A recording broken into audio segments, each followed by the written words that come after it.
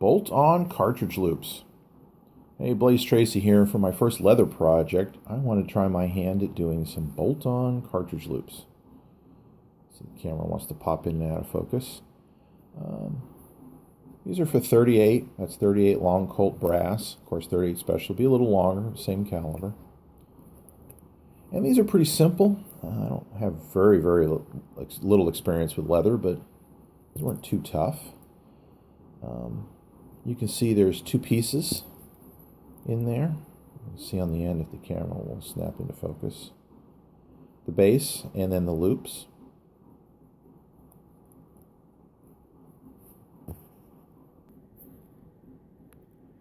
And here's our pieces. I started off with these leather bookmarks. They're sold by Hobby Lobby.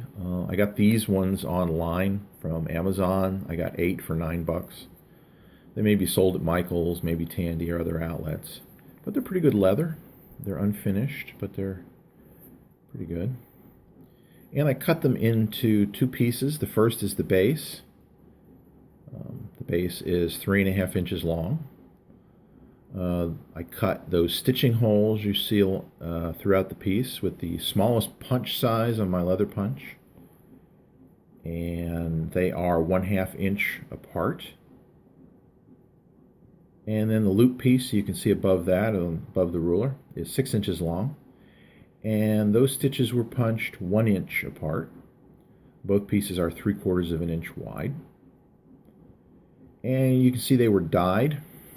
I used this brand leather dye in saddle tan. And you can see the sample down here. Pretty matches up pretty well to the actual result. And when I dyed that, I used these leather daubers, or these dyeing daubers. They're wool. Use the daubers. This dye will dye everything, including you. So it's pretty neat and clean way. These are a bag of daubers, about $6 for 10 off Amazon. Hobby Lobby, I believe, also sells them in their leather section.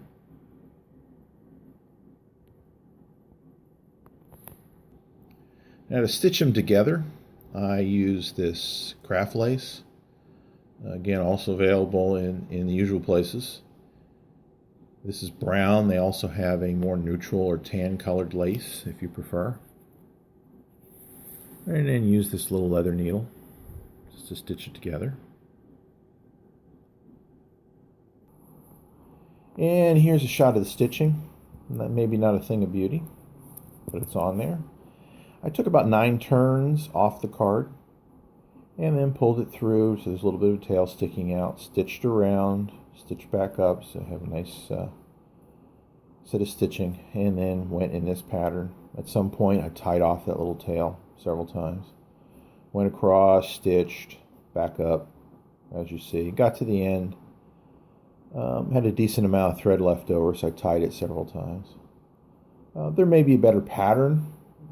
If there is, please let us know in the comments. But there you have it. Now the last step is I put this brass in here, and then I used another wool dauber and use this satin finish on here.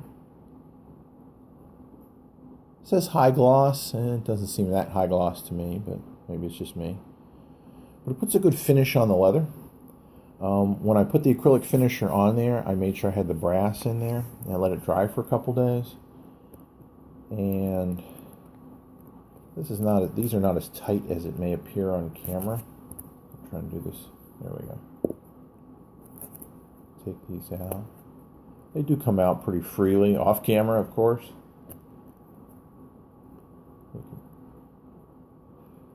But anyway, once it dries with the brass in there, you can see it kind of shapes to the brass. It's stiff enough. And these do come out pretty easy. I think over time they might stretch a little bit. They're not really overly tight.